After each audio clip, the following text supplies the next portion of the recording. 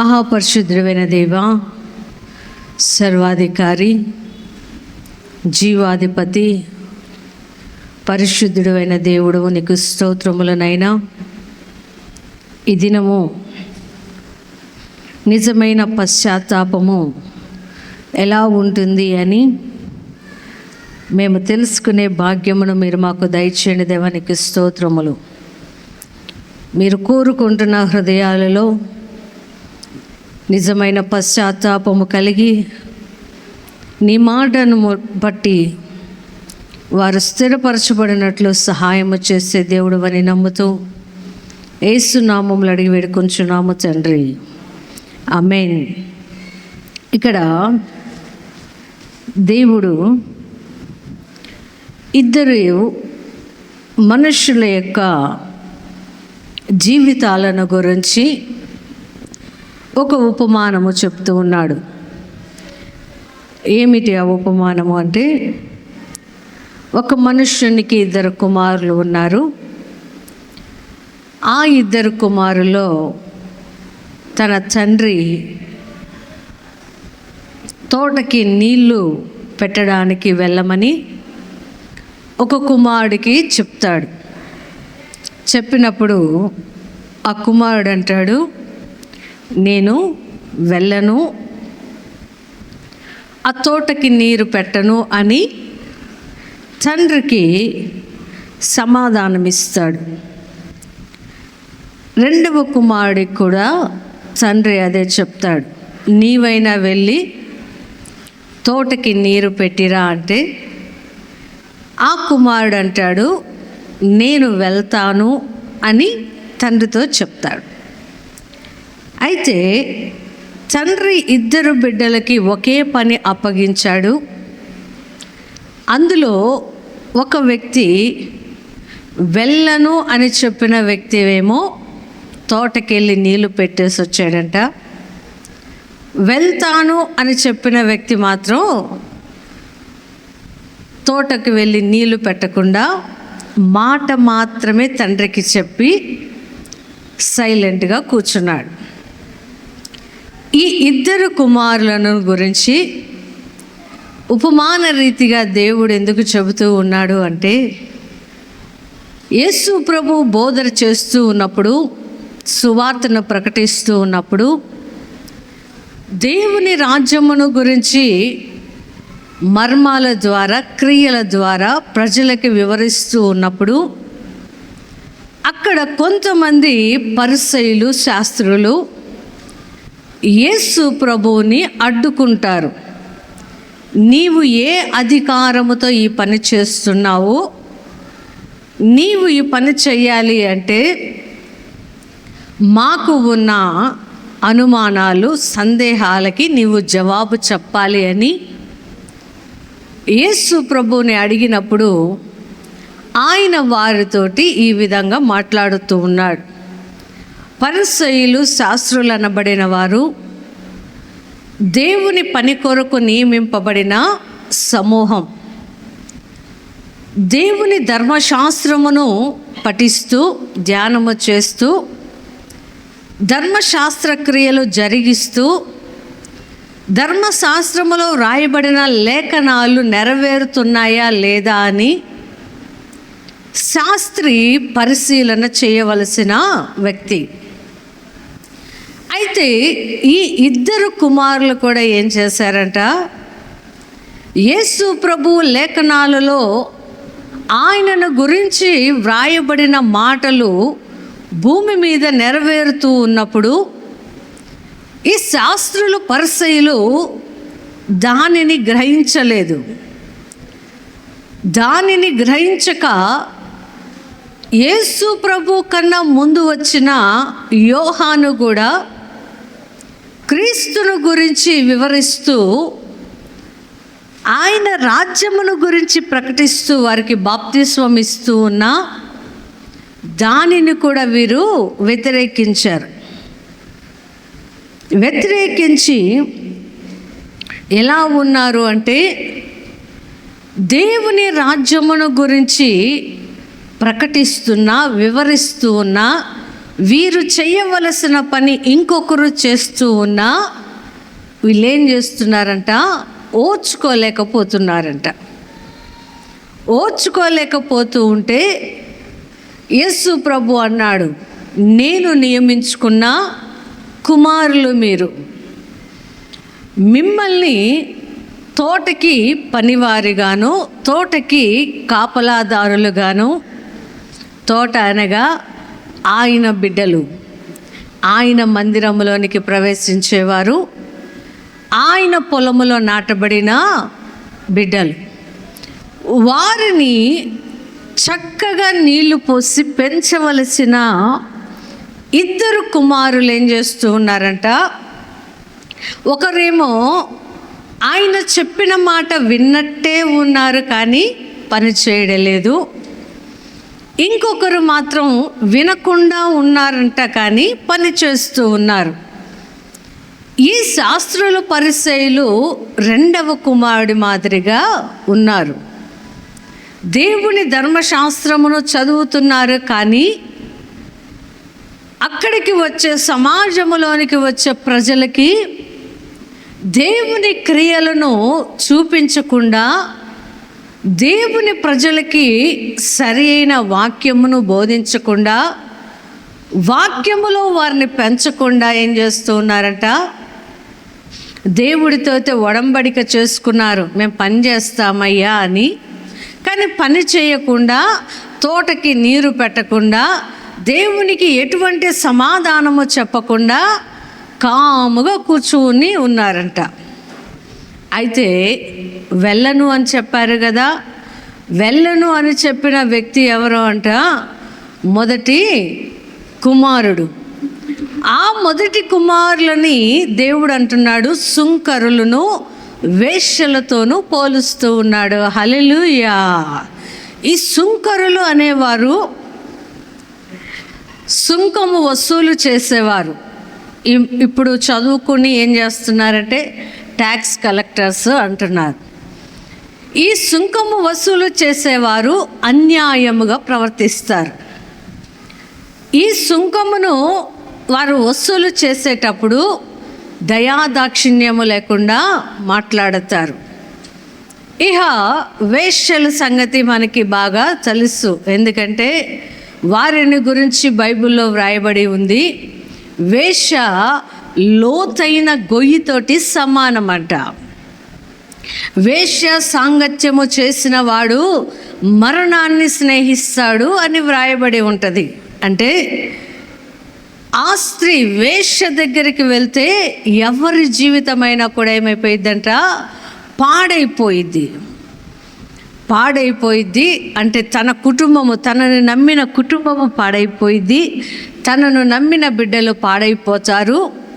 అటువంటి వేశ్యలను కూడా దేవుడు ఏమంటున్నాడంట, వారు మారు మనసు పొందితే వారు కూడా పరలోక రాజ్యములో మీకంటే ముందుగా ఉంటారు అంటున్నాడు. హల్లెలూయా. అంటే ఈరోజు దేవుడు ఈ ఇద్దరు కుమారులను గురించి ఎందుకు చెప్తున్నాడు అంటే, వాక్యము తెలియడము కాదు, వాక్యమును బోధించడము కాదు, వాక్యము అంత నాకే తెలుసు అని ప్రవర్తించడము కాదు, కానీ దేవుడు మనుష్యుల జీవితంలో పాపమును విడిచిపెట్టడం అనేది దేవుడు కోరుకుంటూ ఉన్నాడు. ధర్మశాస్త్ర క్రియలు మనిషిని పవిత్రునిగా చేయవు, కానీ ధర్మశాస్త్ర క్రియలు మనుష్యుని పరలోకానికి తీసుకొని వెళ్ళవు. కానీ యేసు ప్రభు ద్వారా పలకబడిన మాటల ద్వారాను, ఆయన చూపిన మార్గము ద్వారానే ప్రతి మనిషికి కూడా నిత్యత్వము వస్తుంది అని శాస్త్రులు పరిసయ్యులు విశ్వసించక యేసు ప్రభుని ఏం చేస్తున్నారంట, నీకు ఎవరిచ్చారు ఈ అధికారము అని సమాజ మందిరములో నిలవబడి యేసు ప్రభుని ప్రశ్నిస్తున్న వారిగా మిగిలిపోయారు. ఈ రోజుల్లో కూడా చాలామంది అనుకుంటారు, చిన్నప్పటి నుండి క్రైస్తవులుగా ఉన్నవారే వాక్యం చెప్పాలి, చిన్నప్పటి నుండి ప్రార్థన బాగా చేసుకునేవారే బైబిల్ చెప్పాలి అని అదేదో అంటారు కదా, వంశపారంపర్యంగా వచ్చే ఆచారాల్లాగా పుట్టుక నుండి వచ్చిన క్రైస్తవులు మాత్రమే వాక్యము చెప్పాలి అని కొంతమంది ఇలా దేవుని నమ్ముకొని, అంటే పాపములను విడిచిపెట్టి దేవుని నమ్ముకున్న వారిని ఏం చేస్తుంటారో తెలుసా, వారి కులాన్ని బట్టి వారిని దూషిస్తూ ఉన్నారు. ఎందుకంటే మొదటి నుండి క్రైస్తవులుగా ఉన్న వారికి దేవుని వాక్యము వింటూనే ఉంటారు కానీ ప్రకటించరు. దేవుని వాక్యమును వారు అనుభవిస్తారు కానీ దాని రుచిని ఇతరులకి పంచరు. వారి దగ్గరే వాక్యం ఉంచుకుంటారు, వారి దగ్గర యేసు ప్రభువును పెట్టుకుంటారు. కానీ యేసుని గురించిన సంగతులను ఈ పరిసయ్యులు ఎలా అయితే బోధించకుండా ఉంటారో అలా వీరు దాచిపెట్టుకుంటారు. అదే సుంకరులు లాంటి వారు, వేశ్యలు లాంటి వారు అన్యుల నుండి వచ్చారనుకోండి, వాళ్ళు ఎంత బలమైన సేవ చేస్తారో. కానీ అలాంటి వారు ఒకవేళ దేవుని సమాజ మందిరంలోనికి వస్తే ఇప్పటి ప్రజలు కూడా ఏం చేస్తారో తెలుసా, సేవకులకి కులాలని అంటగడతారు, సేవకులకి గోత్రాలని అంటగడతారు, సేవకులకి దేవుని పని చేసే వారికి వారిలో దేవుని యొక్క మాటలను, దేవుని క్రియలను చూడకుండా ఈయన ఫలానా కులానికి సంబంధించిన ఆయన, ఈ ఫలానా కులానికి సంబంధించిన వ్యక్తి అని సేవకులకు ఏం చేస్తూ ఉన్నారంట, పరిసయ్యుల లాంటి మనస్సు కలిగిన వారు ఆనాడు యేసు ప్రభుని తృణీకరించినట్లే ఈనాడు కూడా దేవుని దగ్గరకు వస్తున్న ఇతరుల దేవుడిని, అంటే వారి పాపములు ఒప్పుకొని వారు పశ్చాత్తాపడి క్రీస్తుని గురించి ప్రకటిస్తూ ఉంటే వారిని హేళన చేస్తూ ఉన్నారు ఈనాడు ఉన్న చాలామంది మనుషులు. అందుకైనా అంటున్నాడు, పుట్టినప్పటి నుండి క్రైస్తవుడిగా ఉన్న నీవు దేవునిని గురించి తెలుసు, దేవుడు నీకు పని అప్పగిస్తే చేస్తానంటావు కానీ చెయ్యవు. దేవుడు నీతో మాట్లాడుతూ ఉన్నప్పుడు లోబడతానయ్యా అంటావు కానీ లోబడవు. అదే సుంకరులు లాంటి వారు, పాపులు లాంటి వారు పశ్చాత్తాపడి ఏం చేస్తారంట, వెళ్ళలేమయ్యా అని చెప్పి కూడా వెళ్ళి తోటకి నీరు పెట్టొస్తారంట. హల్లెలూయా. ఈరోజు దేవుడు మనుషుల్లో ఏమి కోరుకుంటున్నాడు అంటే సరి అయిన పశ్చాత్తాపాన్ని కోరుకుంటూ ఉన్నాడు. పరిసయ్యులు, శాస్త్రులు మేము దేవుని చేత నియమించబడిన ధర్మశాస్త్రోపదేశకులం అనుకున్నారు. కానీ దేవుడు ఎవరి వైపు చూస్తూ ఉన్నారంట, మారు మనసు పొంది పశ్చాత్తాపడిన వేశ్యల వైపు చూస్తూ ఉన్నాడు. పాప జీవితాన్ని విడిచిపెట్టి, కఠినమైన హృదయాన్ని విడిచిపెట్టి సుంకరులు మారితే వారి వైపు యేసు ప్రభు చూసి వారితో పని చేయించుకోవడం ప్రారంభించాడు. హల్లెలూయా. ఈరోజు చాలామంది దైవజనులు వెనకటి వారి జీవితాన్ని, పాప జీవితాన్ని ఒప్పుకొని సాక్ష్యాలు చెబుతూ ఉంటే వాటిని కూడా ఏం చేస్తూ ఉన్నారు, ఇతను ఒకప్పుడు అలాంటి వాడంట, అంటే ఇప్పుడు మంచోడైపోయాడా, అంటే ఇప్పుడు చేయడం లేదా తప్పు పనులు, ఇప్పుడు తాగడం లేదా అని పరిసయ్యుల ఆత్మ కలిగిన వారు, దేవుని చేత నడిపించబడుతున్న వారిని ఏం చేస్తూ ఉంటారు, వెనకటి జీవితాన్ని తీసుకొని వచ్చి వీరిని ఎగతాళి చేస్తూ ఉంటారు. ఈ పరిసయ్యులు కూడా యోహాను నీతి మార్గమును చూపిస్తే దానిని తృణీకరించారు. ఆ మార్గములో నడవకుండా యోహాను యొక్క మరణము చూసేదాకా కూడా వీరు నిద్రపోలేదు. యోహాను చూపిన మార్గములో మీరు నడవలేదు. అయితే యోహాను మీద నమ్మిక ఉంచిన వారు, ఆయన మాట మీద నమ్మిక ఉంచిన సుంకరులను పాపులను మరీ నిశ్చయముగా మీకన్నా ముందు పరలోకము చేరతారు. హల్లెలూయా. ఈ మాట చెప్తా అంటారు, ఏంటి వేశ్యలు పరలోకానికి వెళ్తారా అంటే, మీ దేవుడు ఎన్ని తప్పులు చేసినా ఎన్ని పాపాలు చేసినా పరలోకానికి తీసుకొని వెళ్తాడా అంటారు.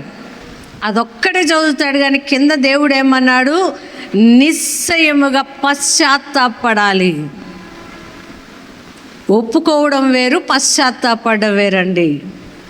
ఒప్పుకోవడము నోటి ద్వారా ఒప్పుకుంటారు, పశ్చాత్తాపడితే హృదయములో నుండి మాట నోట్లోకి వస్తుంటే కన్నీళ్ళ ద్వారా వారి మాటలు కనబడతా ఉంటాయి. యేసు ప్రభు దగ్గరికి పాపాత్మురాలైన స్త్రీ వచ్చి ఆయనతో ఏం మాట్లాడల్లా, ఆమె ఏం చేస్తుందంట, కన్నీరు విడుస్తూ ఉందంట ఆయన పాదాల ముందు.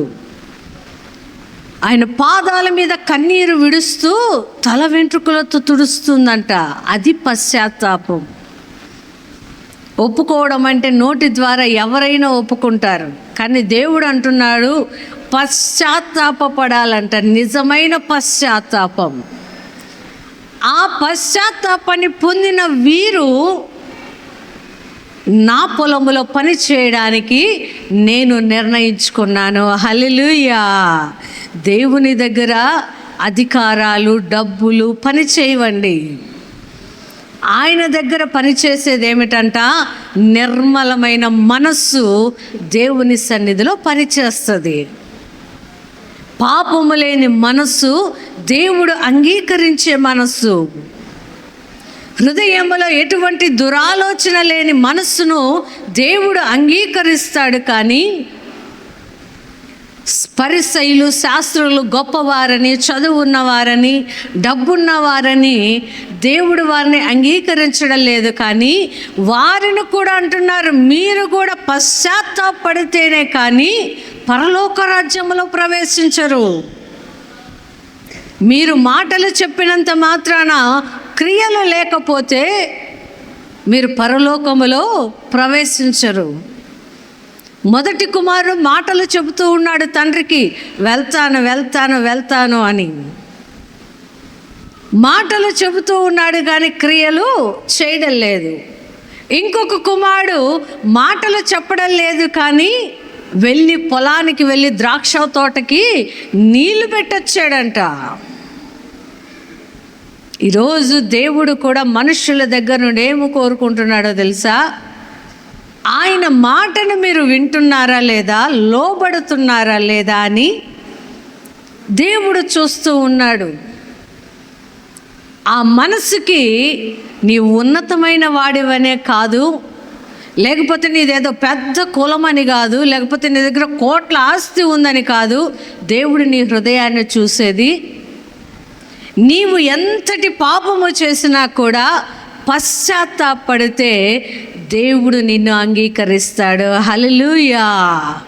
అందుకే ఆయన అంటాడు, బైబిల్లో ఆయనకి బాగా మనకి చెప్తా ఉంటారు, ప్రతి మాట కూడా అంట, ప్రతి పాపము కూడా ఒప్పుకొని విడిచిపెడితే దేవుని సన్నిధిలో దేవుని దగ్గర నుండి మనము కనికరమును పొందుకుంటామంట. హల్లెలూయా. ఈ పరిసయ్యులకి, శాస్త్రులకి దేవుని దగ్గర నుండి కనికరము రాలేదు. ఎందుకు రాలేదంట? వీరికి ఒక అహం. ఏమిటి అహం అంటే, మాకే దేవుడు ధర్మశాస్త్రాన్ని బోధించమని అధికారం ఇచ్చాడు, మమ్మల్ని వాక్యము చెప్పమని అధికారం ఇచ్చాడు, మాకే ప్రకటించే అర్హత ఇచ్చాడు అని చెప్పుకుంటూ ప్రకటించకుండా కాముగా ఉంటున్నారంట. ఈ రోజుల్లో చాలామంది కూడా క్రీస్తుని గురించి ప్రకటించాలంటే చిన్న చూపు.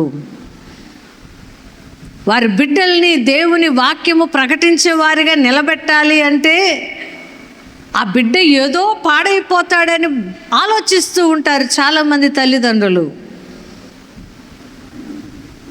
సేవకులను కూడా చూడండి, ఆయన ఎంత సేవ చేసిన పిల్లల్ని మాత్రం సేవకులను చెయ్యాలని కోరుకోడు. మా పిల్లలు ఉద్యోగాలు చేయాలి.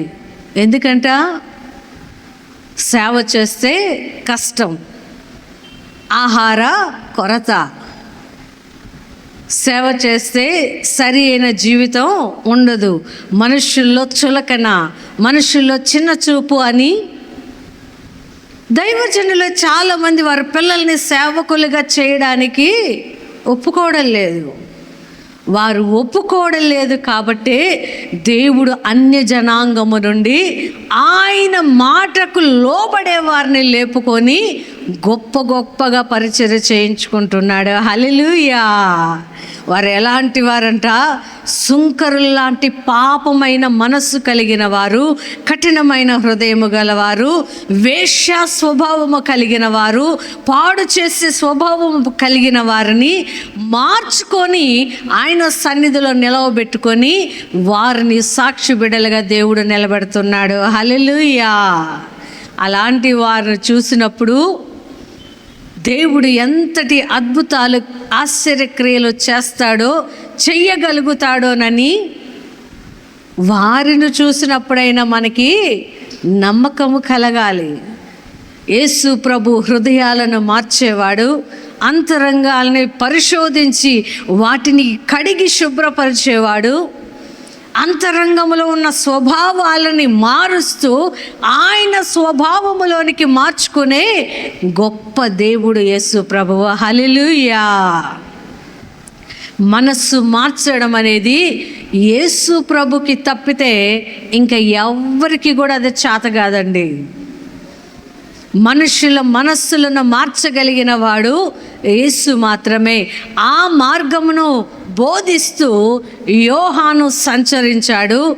ఆయన బోధలోనే యేసు ప్రభు కూడా యోహాను ఏదైతే విడిచిపెట్టి వెళ్ళాడో అదే బోధన చేస్తూ యేసు ప్రభు కొరకు శిష్యులను గాను, బోధకులు గాను, ప్రజలని ఆయన వైపు నడిపించుకొని మనకి కూడా ఆ బాధ్యతను ఇచ్చి వెళ్ళాడు. హల్లెలూయా.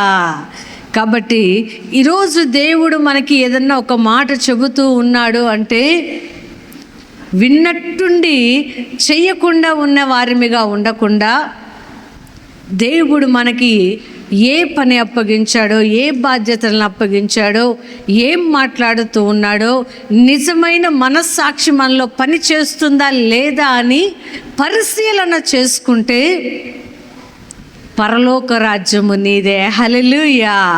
అట్టి కృపను దేవుడు మనకు దయచేయనుగాక.